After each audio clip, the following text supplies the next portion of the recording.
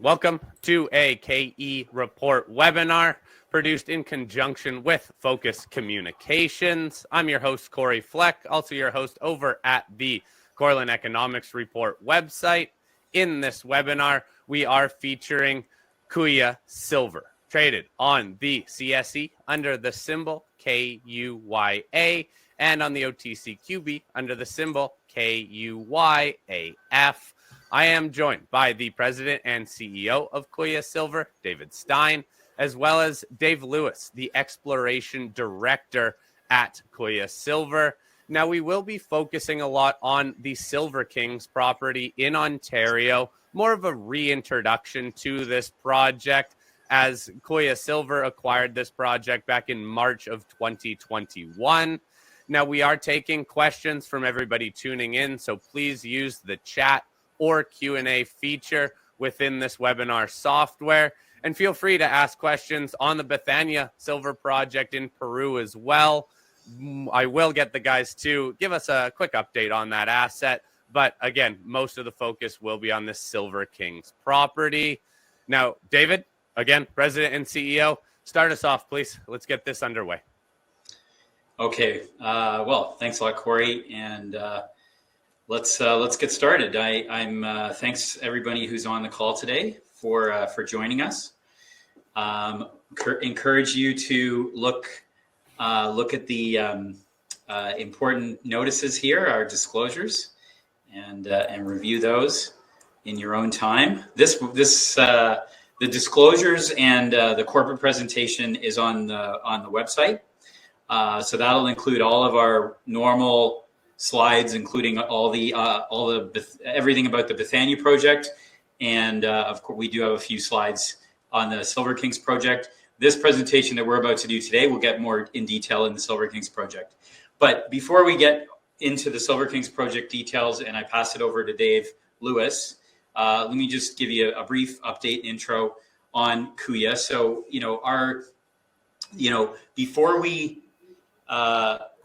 we get going, I just want to make something very clear, that the Bethania project is still our focus and our flagship project, and the project is doing great. We're really happy with all the operational milestones that we hit in 2022, and we're looking forward to advancing it both on the operation side and the exploration side in 2023 here. So we will be talking a lot about Bethania in the near future and throughout the year, and probably have one or more, or probably several webinars dedicated to the Bethania project as we go on here.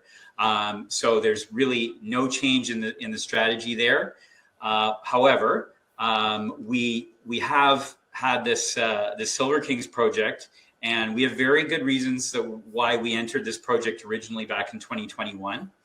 And it's really about building a pipeline of silver projects. First of all, silver projects are very rare. The vast majority of them tend to be in Mexico and Peru. There are a few here and there. There's some in BC. There's obviously our projects in Ontario. There's a few here and there in other countries as well. But silver is a very scarce metal, especially to get it as the primary product in a mine, where most of your revenue comes from silver. So when we had a chance to, acquire this big property with historic production in Canada at a very low price, we jumped on that. And we've really been working behind the scenes since early 2021 on understanding the project better, because it was really dormant, at least from a silver exploration point of view, for about 40 years, from sometime in the 80s when the last, kind of majors pulled out. And then very little has happened on the exploration front until now. So we've been putting together a lot of historical data. We've been getting new data ourselves. We did a little bit of drilling, which we reported on earlier in January. And we're going to continue to study this and as well as do more drilling now that we have raise the flow through money. So this is a project that really fits well into our pipeline after Bethania. So we plan to build Bethania first, get it into production, And then, Silver Kings would be something that we'd add to our pipeline in a few years' time. Meanwhile, we'll keep de-risking it. Obviously, we need a resource there first, and we're not there yet. And we're going to talk to you today about how we think we can get there. So I guess the other thing to say on the project, on the intro to the project, is that we've been behind the scenes again, building a bigger land package. So we announced the acquisition of the KERR project in early 2021, and then the joint venture, which we are now acquiring the whole joint venture from Electra at the end of this month. And then we've also been able to pick up land as well through some small acquisitions and also just staking ourselves. And so we've built a land package now that's quite a bit bigger than it was in March of 2021. And we're very happy now with our land position, and we're ready to really go. So very similar to what we did in Peru. In Peru, we started just with the Bethania mine itself, 45 hectares, and then we added to it over several years. And we've done the same thing with Silver Kings as well. Really consolidated a district of silver cobalt exploration potential. So that David, are there any work commitments that you guys have to undertake, or is it fully just on you? So now that we're buying out Electra in the joint venture, there will be no more work commitments. On the corporate side, you do have to, on your exploration claims, you do have to do a minimum of work on those and report that to the government, but that's quite minor. So we've got a good handle on that. Look, we in terms of the Kuya advantage, we've got advantage on several fronts. Corporate advantage. We're a near-term producer. Very few of those out there.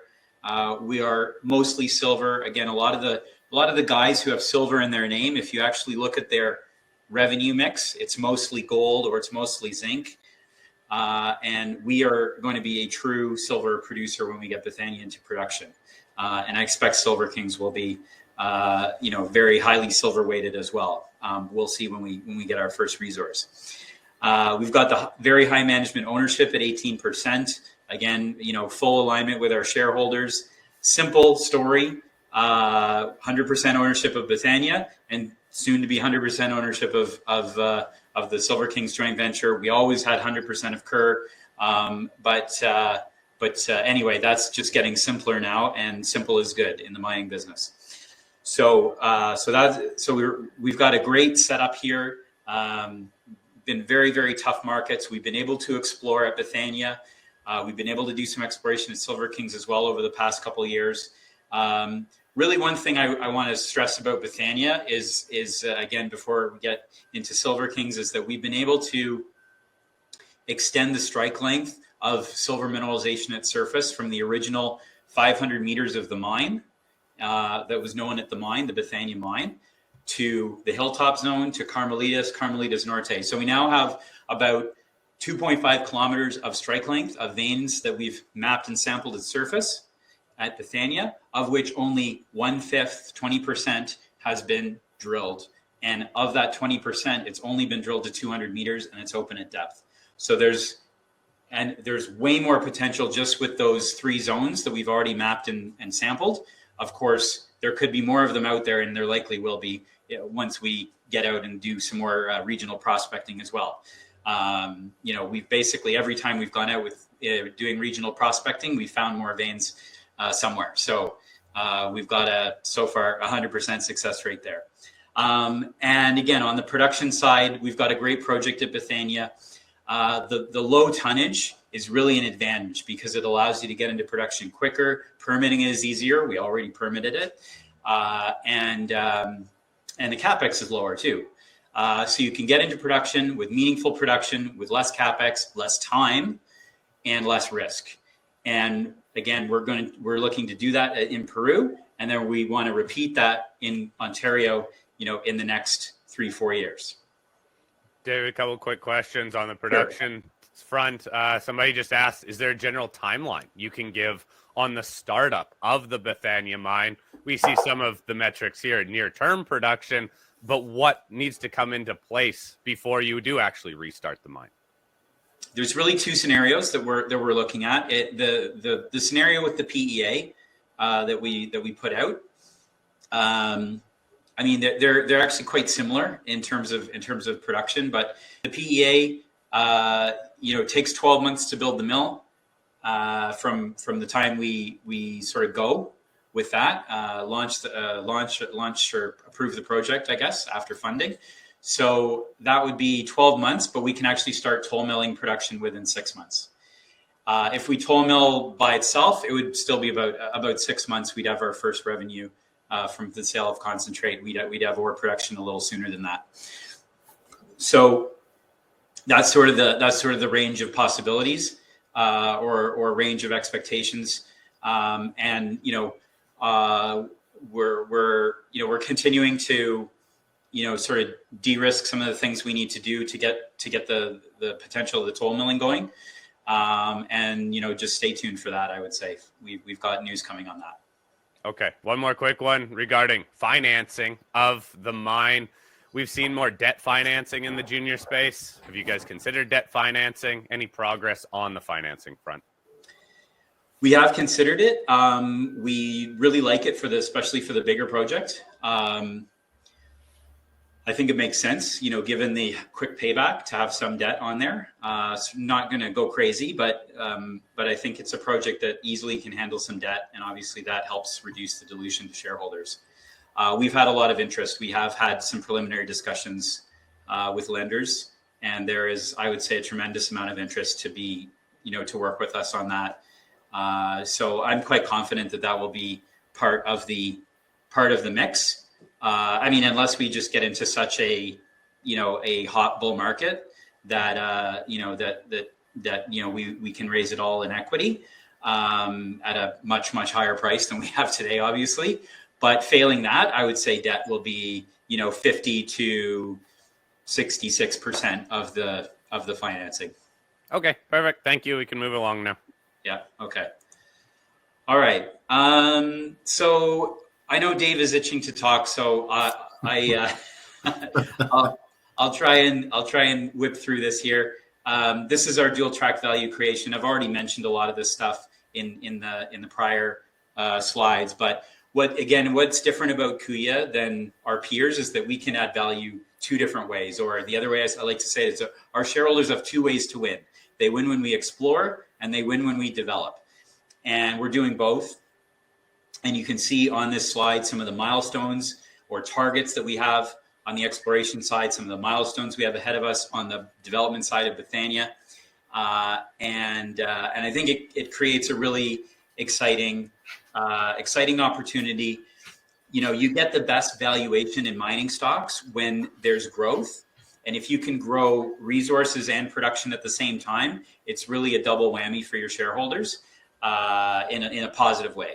So I think that's what we are aiming to do. We can do it. And then the nice thing again is we've got that diversification and that sort of extra growth in our pipeline coming from the Silver Kings project. So we can grow Bethania. Not only do we build the first phase mill that's in our PEA, but then we would plan or expect to expand it from there in 3-5 years. Keep expanding the Bethania mill, and then at the same time we look at building something in Ontario. Okay. Okay, I'm going to skip that. And all right, so all right, so here's our map of our of Bethania project. This is the original claim, the 45 hectares of where the mine is. We've been slowly consolidating all this land around. The last big chunk was in late 2021. We're very happy with our claims now. So we've got about 4,500 hectares. So sort of 100x from the original Bethania claim. And we've got, vein mineralization at surface on 3 different zones and lots of other targets as well. So we've really transformed the Bethania project from a mine scale, project to a district scale project. And that gives us a lot more growth potential in both the short, medium, longer term. All right. I'll tell you why we acquired the Cobalt Camp projects, and then I'll pass it over to Dave. So when this opportunity came to us a couple of years ago, saw similar potential to what we have in Peru. So in Peru, we kind of see ourselves as high grade vein mining specialists, and obviously that's something that's very common in Peru, Mexico, other places. The Cobalt Camp was mined in a similar fashion back in the day, and again, it's just not been really looked at as a high grade vein mining camp really since the last mine shut down in the 80s and even before that. So we looked at this and we said, this kind of looks like what we've got in Peru. Now, granted, the geology is very, very different. The metallurgy is very different because we've actually got native silver and cobalt as the main minerals, which is very different than Peru, where you've got silver, lead, and zinc, a bit of copper and gold as well. So mineralogy is very different, geology is very different, but mining-wise, it's very similar. You've got mostly vertical veins, come right to surface, so shallow, narrow, high grade, so small tonnages, very, very low capex potentially, and we like that. So we like what we see. We kind of tie it into what we're good at in Peru, and it made a lot of sense to again, given the price and the opportunity to get involved in this. And we've not, we've been much more focused on Peru the last year or so. We've not done as much as we could have maybe in Cobalt, but that's all ready to change this year. I think we're going to be able to do a lot more in 2023 and beyond. So very, very excited to kick this off. And with that, I'm going to pass it over to Dave. All right. Yeah. So maybe I'll start talking about this slide here. Pardon me. So Cobalt itself, it's located pretty much due north of Toronto, about 5.5 to 6 hours drive north. It was originally discovered back in the early 1900s, and it was discovered when the railways were put in, mostly as a land consolidation strategy for farmers, sort of in the New Liskeard area. But when the railway was put in, you had a large influx of people in there, and discovery of these very, very high-grade silver cobalt veins. The original miners were specifically looking for the silver. The cobalt was looked on as a byproduct by far and away. But within the camp itself, it produced over 550 million ounces silver. So extremely large potential as far as it goes. I think at the time it was maybe the fourth largest silver producer in the world.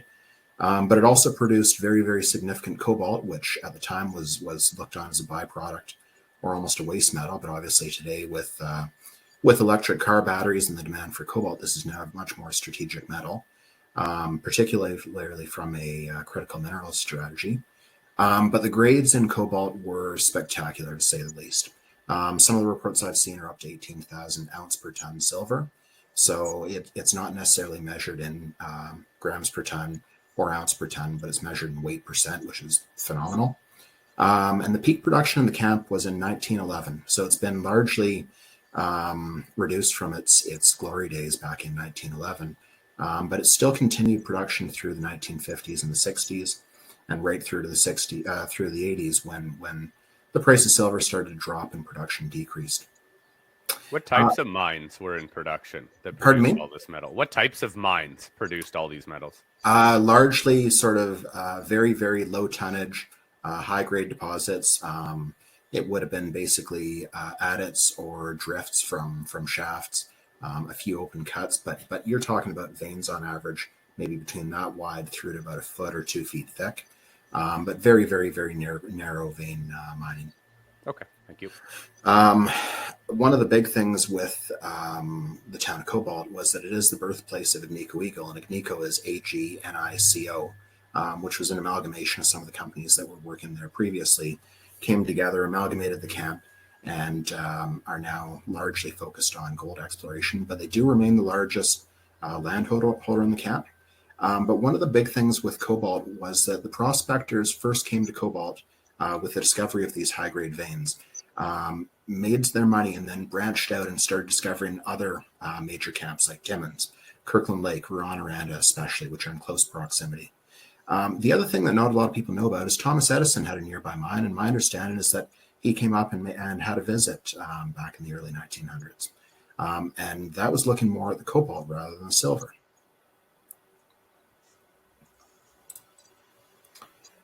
All right, so the Silver Kings project that we've got here right now, it was a purchase and a transaction at the time with First Cobalt Corporation, now Electra Battery Materials. We started out with the KERR project, which is sort of up in the northern part, and we've now since branched out and we're on the cusp of acquiring the rest of the land package. But within this property package itself, the property that we've got produced about 1/6 of the total silver in cobalt.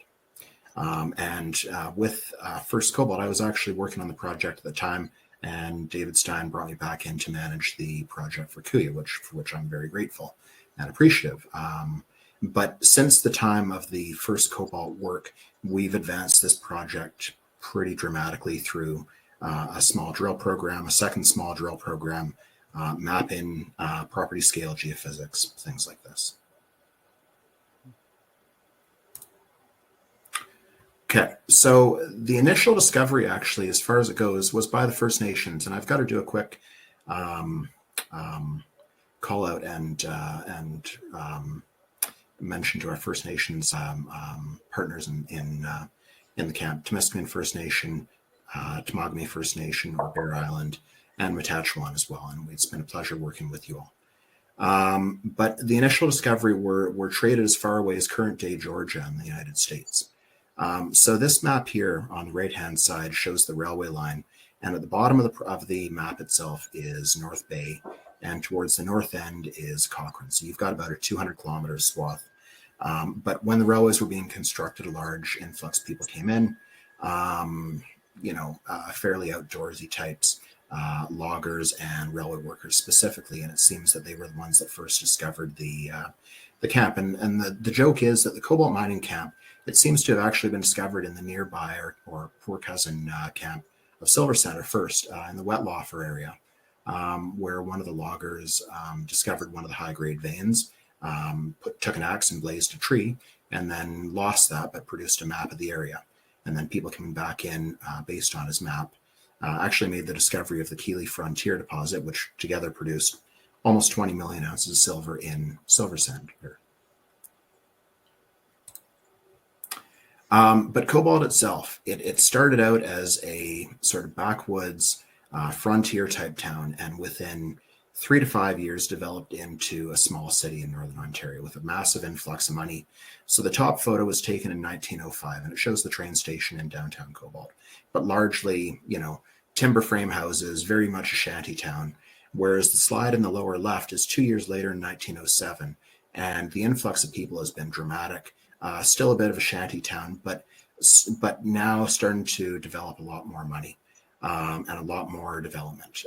The photo to the right in 1911, 4 years after the one on the left, now you've got a very, very large influx of mills, a huge reduction in the number of trees, things of this nature. So within a total of 6 years, it went from this small frontier mining town to a fairly significant center back in the early 1900s.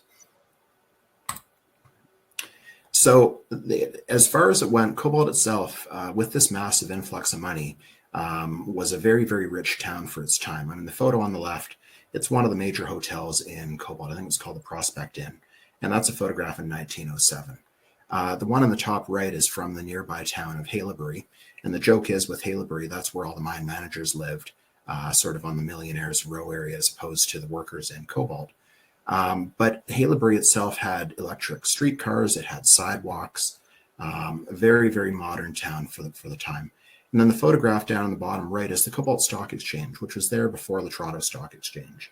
So, I mean, this was an area where a lot of money was traded hands and a lot of properties were traded hands. Here's some photographs of the silvery discoveries in Cobalt. So on the left-hand side, this is actually from the Keeley Frontier Mine in the Silver Center, but here's a vein 12 or 10 inches wide that ran, I think, 12,000 ounces per ton silver. On the top right, This is bagged silver at some of the Cobalt town site Nipissing mines in 1907. And this is not an uncommon site whatsoever. Bottom right is 1 ton of solid silver bars from the Buffalo mine in the town of Cobalt. So here on the left is a 3,000 pound silver nugget brought up from depth from one of these mines. So again, I just need to emphasize that with these veins, they were extremely rich veins. There might not have been as much economic mineralization in the wall rock, but the veins were extremely rich in a lot of cases. On the right-hand side, this is actually from KERR Lake itself, which is a big focus of our project area. It's called the Carson vein. And for us, it's a major vein because it produced 9.2 million ounces of silver on its own on a lateral width of about 286 feet or about 70 meters. So extremely rich. On average, it was reported to average 217 ounce per square foot in 1922. Okay, so overall, very much what David said. This is low tonnage, high grade. That's Yes. what you are looking for. Exactly. Yeah. Okay. And what we're finding with our drill programs is that there's base metal mineralization caught up within the wall rock, a little bit of silver, but the bulk of the mineralization is hosted within these high grade veins. So just to give you a flavor of how intense the development was in the town of Cobalt itself, the map on the right-hand side shows the claim fabric for the time. There's a 1 mile scale bar for reference. But the blow up of the map in red to the top left here, that's a trench map showing the trenching that was done sort of within that claim block. And the photograph underneath would be a photograph of those trenches. Notice no trees, and the thin sort of line in the photograph there is actually a compressed air pipeline that was feeding compressed air for drilling and ventilation to the mines. So trenching stopped being sufficient to start defining these veins on surface. Give or take in 1913, high pressure water cannons were brought in. So this area would have been trenched off in the previous slide. Now it's being blasted by about a 600 horsepower water cannon. A lot of the reports that I've read on this cannon say that it could cut a person in half. So very, very high pressure. And this hill, it's called Nipissing Hill. It's on the sort of the southwest or southeast side of Cobalt Lake in the town of Cobalt. It's still very much lacking vegetation, still mostly cleaned off to this day. Now, in the town of Cobalt itself, the development wasn't fast enough with spraying down some of the hills, so lakes started to be drained. So here's a photograph of Cobalt Lake on the top right, basically drained to the bottom. So that Nipissing Hill would be up in this area through here, and a lot of the mines would be sort of over in this area, and at least 1 or 2 more right here next to this lakeshore. The aerial tramway on the left-hand side is taking feed from the mines and bringing it directly to the mills.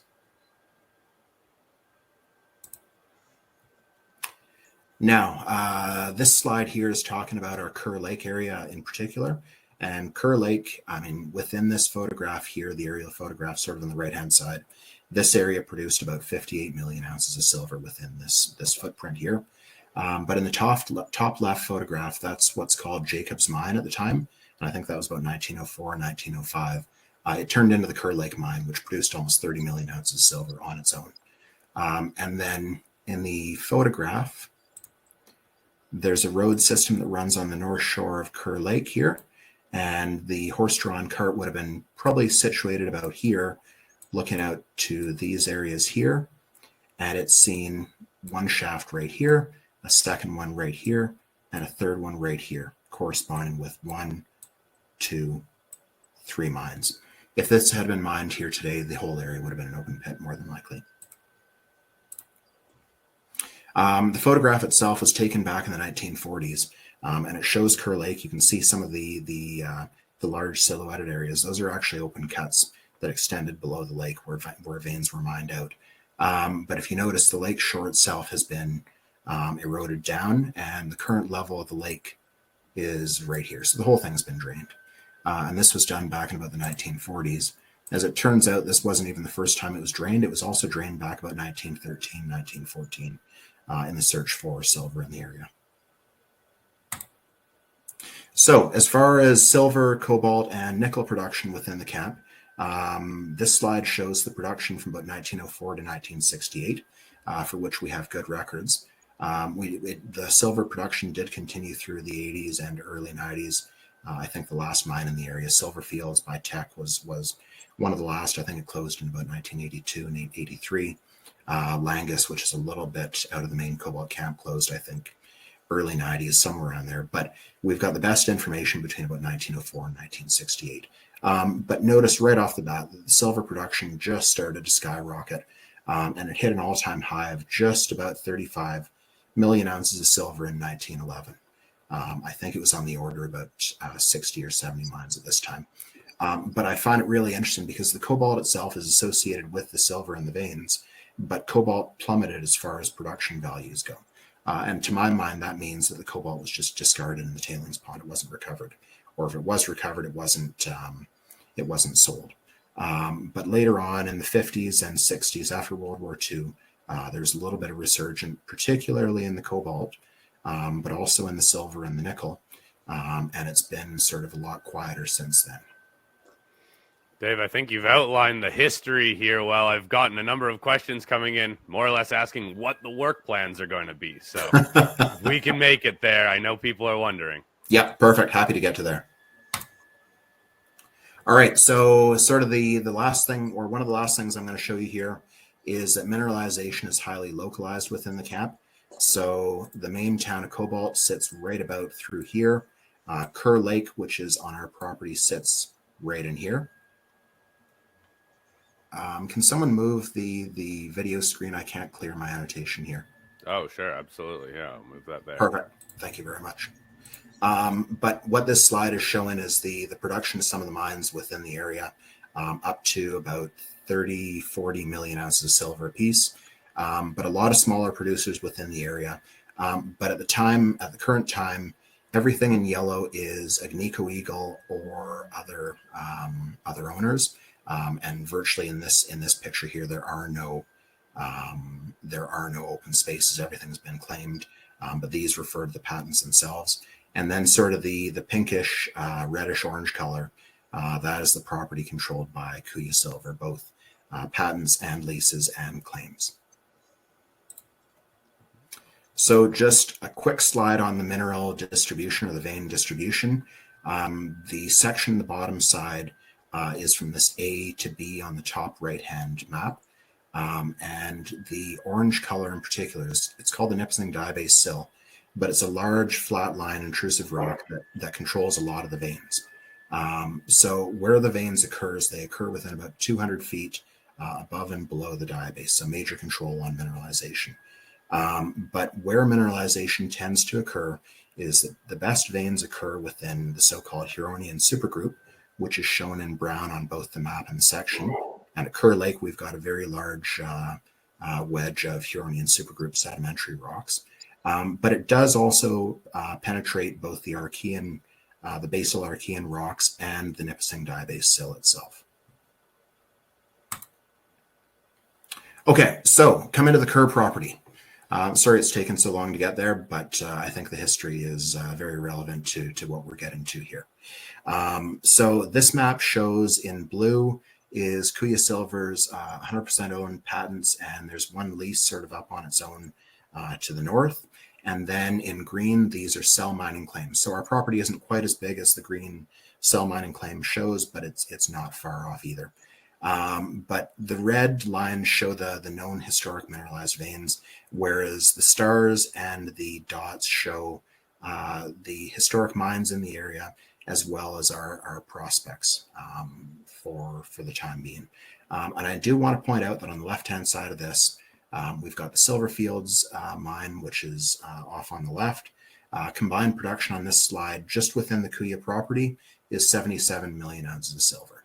Now, with the previous operator that did the work in KERR Lake area, intersected several very high-grade intersections of silver cobalt mineralized veins, including hole FCC 180058, which was 3.57 meters at 821 grams per ton silver equivalent. Hole 93, which was 2.2 meters at 515 grams. Dave, I think these are just silver. They're just silver? We've got equivalent on the next one. Yeah. Perfect. So they're just silver. Excellent. Yeah. But regardless, even though the veins themselves might be narrow, we're getting wider intervals with silver. These are mostly occurring where veins are coming together. All right, so mineralization within Kerr Lake itself. So we did a drill program back in the early stages of 2021. And due to technical constraints on the drills, we were largely piercing within the Archean basement rocks, whereas we needed to go a little bit higher up into these Huronian supergroup sedimentary rocks here.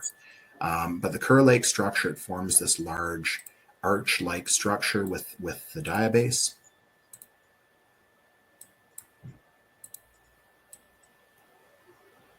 Like this, and there's a wedge of these Huronian supergroup sedimentary rocks.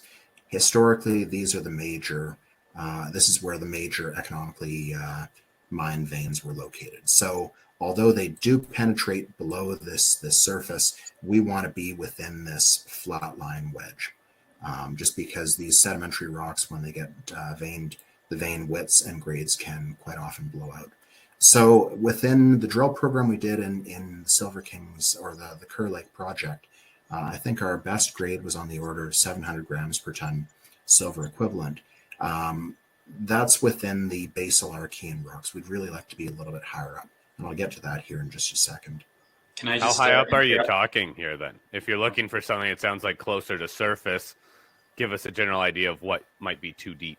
Something like we need to be about 30 meters vertically higher up. Okay, thank you. Let me just jump in here. So this is a really cool figure. It's actually showing some of the veins on the other side of the lake, on the western side, whereas we're drilling on the eastern side. So we've kind of projected where our drill holes would be if they were on the other side. This is very mined out, this area here, although there could be still some mineralization left. It's not where we're focused on, but what is very demonstrative of this area is it shows you this Carson vein, for example, which Dave mentioned earlier. So the Carson vein just at the Crown Reserve mine was 9 million ounces, but it actually also went on to the two properties basically to the west and the east as well, is the same vein, to Kerr Lake and then to Silverleaf on the other side. Yep. So between the three mines together, you're looking at somewhere around 12 million ounces for that one structure, yep. Which is obviously that does happen. There are some of those examples all over the camp in Cobalt and in the Kerr Lake area. And then what you've got is these sort of shorter veins in terms of their vertical extent, but there's a lot of them. And you can see that off to the east here, or to the north on this slide. And those are good too. Obviously, the Carson vein, the next Carson vein would be the goal, but you can build quite a bit of mineralization up with these shorter veins as well, because there's a lot more of them. They're all more restricted to that Proterozoic rock unit that Dave mentioned earlier, and those would be kind of easily mineable, given how close the veins are, how close together the veins are there. Yeah. Okay. Okay. So this is just showing the Kerr Lake property, a bit of a detail on the Kerr Lake property. All these highlights with the drill targets here, they intersected over 1,000 grams per ton silver and were reassayed. Now, where we're sitting at the new mineralized zone is up in here in this sort of North Drummond area.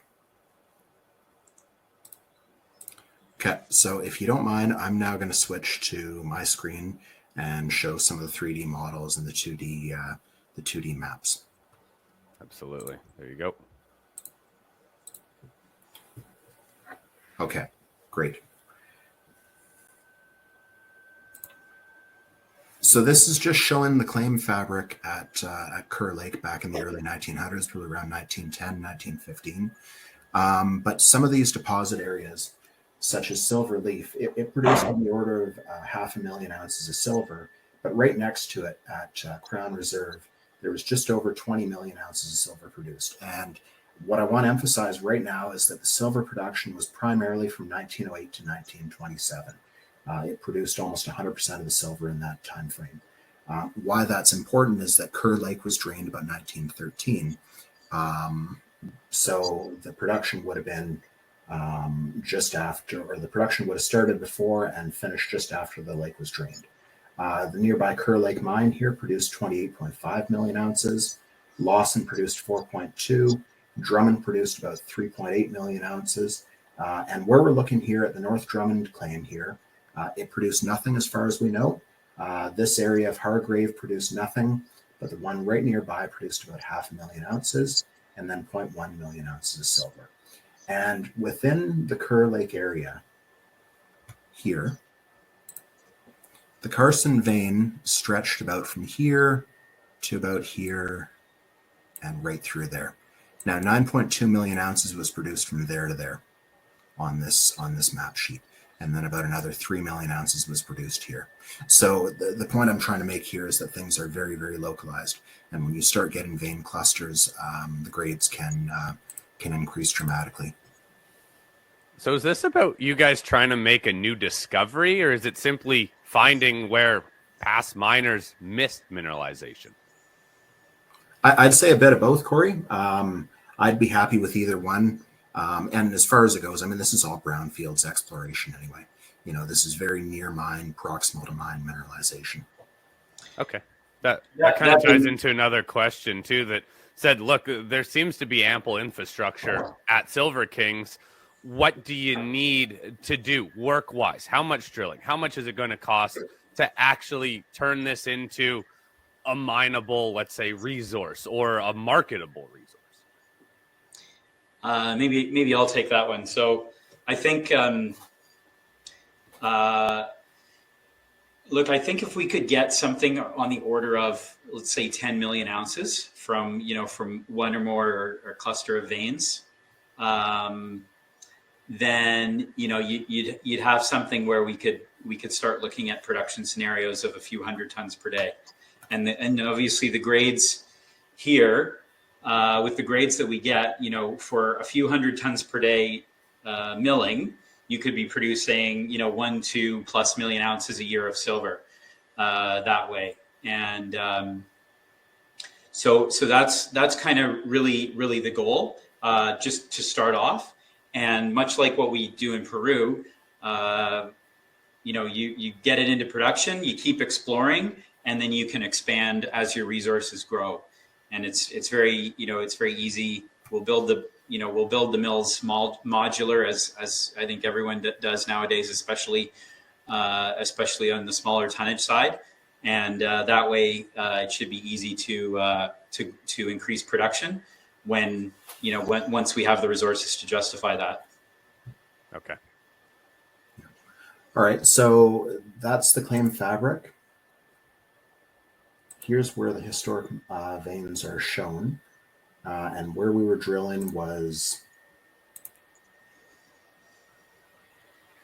primarily in this area here.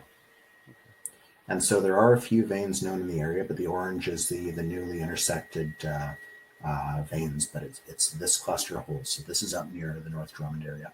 One thing I want to just mention really quickly is that when KERR Lake was drained back in 1913, they reported about 20 feet of mud on the bottom of the lake. And obviously there was no excavators at the time, so it's relatively difficult to move. And where we are here is we're sitting right near the claim boundaries, which would come through about like this. So this is an area where more than likely there wasn't that much focus on trying to clear this out if it was near sort of the edge of the property boundary and nothing was necessarily known. Oh, okay. But now you guys hold all of that, so you can Yep. more freely attack it. Okay. Yep. Yeah. And one thing just to clarify, I guess what's a new discovery versus brownfields and et cetera is a bit of semantics, but I would consider the North Drummond to be a new discovery. The discovery hole was made by, our predecessors, that hole 93. It's not part of any old workings. And it's far enough away from any workings that it does appear to be a brand new vein that was not known about. And then we've since discovered a bunch of vein structures that seem to be all sort of related and or close to that original discovery hole. So for my money, this is a new discovery. It may connect up with the mine workings off to the west eventually, but right now we're finding something that's really new and exciting here. Okay. Yeah. Now, Dave, are you done with this? Do you want me to go back to the presentation, or is there a little bit more that you want to? Nope. If you can give me about 2 more minutes here, I'm just going to show what we've got here in 3 dimensions. We do have a number of questions too, guys, so I would like to quickly get to those because we are running a bit short on time now. Perfect. Yeah. And I just want to show that this is where we drilled, is sort of in the northeast shore of KERR Lake itself. The intersection points that we've got on that figure 2 in our January 9th press release would sit right about here. But if you remember that one particular slide here. Okay. Sorry. Is it loading? Oh, there we go. This one here, our ideal target horizon is this in brown. And this is our model as far as where we are below it.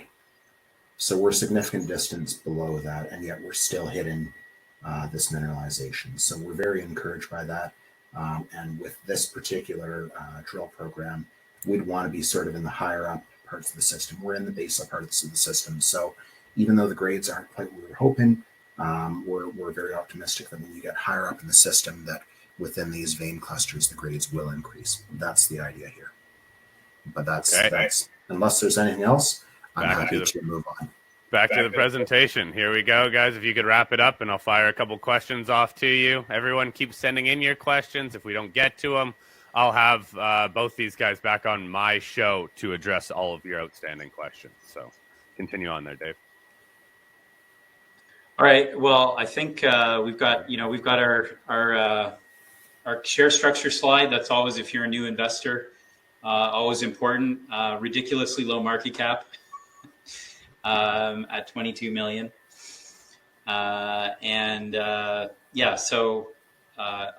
management ownership I mentioned before. We've got some great institutional investors as well with our company, and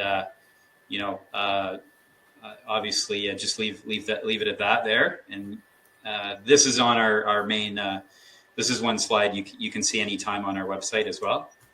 And I think that's wrapping it up. I won't. Again, this is from our main presentation, our team, our advisors, and that's it.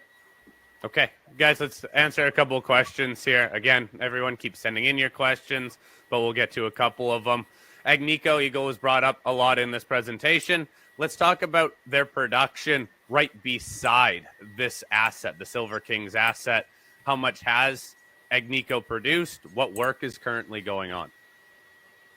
I'll take that one. As far as it goes, and I can't necessarily speak entirely for Agnico Eagle, but they produced on the order of probably 300 to 400 million ounces of silver, and production has ceased back in about 1990-ish, give or take. To the best of my knowledge, their property is on care and maintenance here right now. They're not doing any exploration that I'm aware of whatsoever. Okay. What was the average mineable grade in the area? You talked a lot about historic production. What sort of grade seems to be economic? What was mined? As far as it goes, 1,000 grams per ton. It's not the cutoff, but a lot of the grades were sort of higher than that. The grades sort of varied along strike. So when you start following some of the vein systems along, the grade does change dramatically, and it goes from sort of a high silver cobalt ratio to a high cobalt relative to silver ratio. Some of these areas might be where mining would have ceased if cobalt wasn't the commodity of choice here at this point. But as far as it goes, I mean, historic production or historic grade is not the whole answer, because can Kuya make money at a lower grade? We're hoping with modern technology, yeah, we can. So, okay, yeah, I mean, I think we definitely can, but it's also important when you talk about grade. It varied quite a bit over the history of the camp.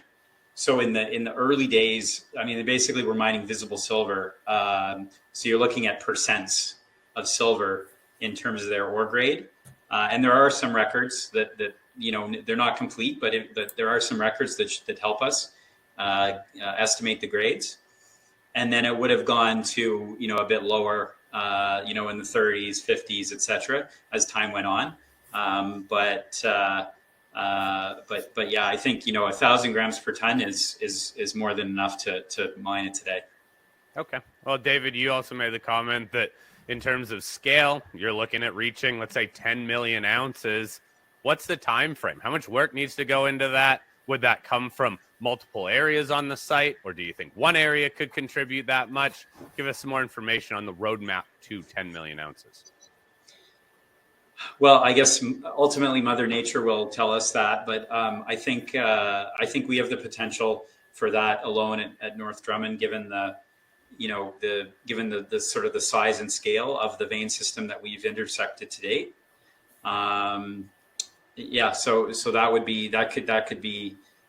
could give us quite a bit of tonnage and grade there, just in that area where we had those orange veins on the map before. So I'd say that, and I mean, obviously, the whole camp has produced hundreds of millions of ounces. So if you start to get some of these vein clusters, you can get a lot bigger than that. That's really just my idea in terms of getting something started would be in that 8 to 10 million ounce kind of range. I think that would give you a nice little mine life of sort of 5-ish years, and you can get going that way and just keep making it bigger through exploration. Okay, guys, the other wrap thing, it. Go for if it. I can just interject too, is that with the price of cobalt here nowadays, with the electric car batteries, the price of cobalt's gone up significantly. And if a lot of the mines were focused on the silver and not the cobalt, there's potential to add a lot of silver equivalent ounces based on the cobalt values as well. So, I think David and I have discussed that there's potential for both silver and cobalt to be paying the bills here, even if we're looking for a primarily silver deposit. Okay, final question. It comes up a lot. I'm sure you guys have addressed this in prior calls, prior emails to shareholders, but back to Peru. Political situation in Peru clearly isn't going all that great right now. Have your guys' operations, your guys' work been affected in any way? Yeah, I'll take that. So, I mean, for those who are not aware, the president was impeached in December, and and then there was a little bit of a quiet period over Christmas, and then in January here, some of his supporters have been protesting in various cities, and some of them, including coming down to Lima. And some of those protests have sort of evolved into riots. I mean, to be honest, we've seen this before, even when the last president changed hands. In the last presidential cycle, there were several presidents that ended up serving over that 5-year period, and a couple of those handovers were a little bit violent. So look, it's something that happens. This is big. I think Pedro Castillo was quite popular amongst a certain group of the country, and remains popular. So he has his supporters out there. But I think a lot of Peruvians want to change as well. So we'll see what happens. Look, it doesn't really affect what we do too much. Definitely on a very localized way. Not a lot's been going on in Peru or Lima this past week. Roads are blocked. You can't really drive around very easily, et cetera, et cetera. There's tens of thousands of people set up in various spots around the city, basically just to, to protest and cause disruption, make their point. The majority of those situations have been peaceful, but a few have been violent. Where we are located, where the mine's located, I mean, we're respectful of the situation right now. We're not doing much at site, but we do expect that things will be back to normal in a few weeks. Our area is pretty remote from any major cities or roads, even though it is accessible. So it's not something where the current protests are really causing us any significant problems. Okay. Guys, we'll wrap it up here. Again, I have a number of other questions, but I'm going to set up an interview with Dave and David just to address those questions in the near term, next week or two. Stay tuned for that. Keep sending in your questions, and thank you all for tuning in. Dave, David, thank you for walking us through this presentation. We will chat again soon. Yep. Thank you. Thanks a lot, everyone. Yep. Thanks, Corey.